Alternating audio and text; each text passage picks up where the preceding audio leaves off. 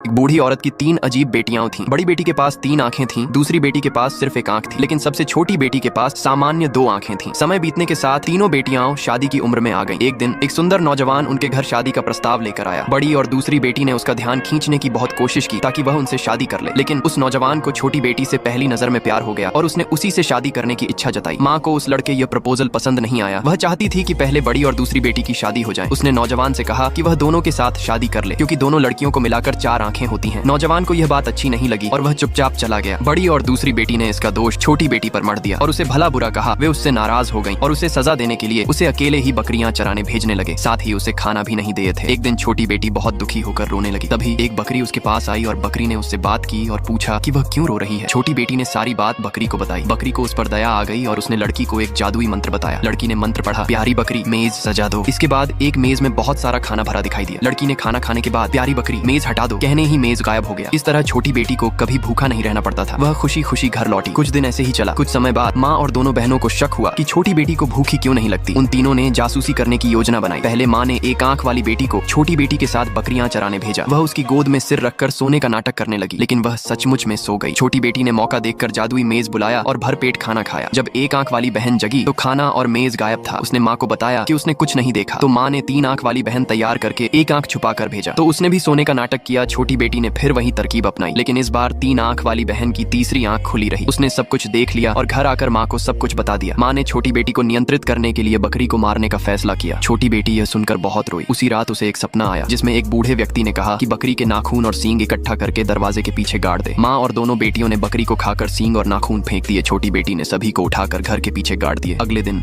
वहाँ एक बड़ा सा पेड़ उगा जिस पर सुनहरे सेब लगे थे। माँ और तीनों बेटियां सेब तोड़ने की कोशिश करने लगीं, लेकिन सिर्फ छोटी बेटी ही उन सेबों को तोड़ सकती थी। उसी समय वह नौजवान फिर से शादी का प्रस्ताव लेकर आया। माँ ने छोटी बेटी को छिपा दिया और पूछा कि वह किस बेटी से शादी करना चाहता है। नौजवान ने कहा, जो इस सुनहरे सेब को तोड़ सकती है मैं उसी से शादी करूंगा। बड़ी और दूसरी बेटी ने बहुत कोशिश की, लेकिन सेब नहीं तोड़ पाई। तब छोटी बेटी ने बिस्तर के नीचे से एक सुनहरा सेब फेंका। नौजवान ने पूछा कि यह सेब कहाँ से आया। दोनों बहनों ने कहा, हमें मालूम नहीं है कि यह सेब कहाँ से आया। लेकिन तभी नौजवान ने बिस्तर के नीचे से छोटी बेटी को निकाला और कहा कि मैं इसी से शादी करूंगा। अंत में छोटी बेटी और नौजवान ने उस परिवार को छोड़ दिया और खुशी खुशी अपना नया जीवन शुरू किया। बड़ी और दूसरी बेटी घर पर ही रह गई और शायद उन्हें कभी शादी का मौका नहीं मिला।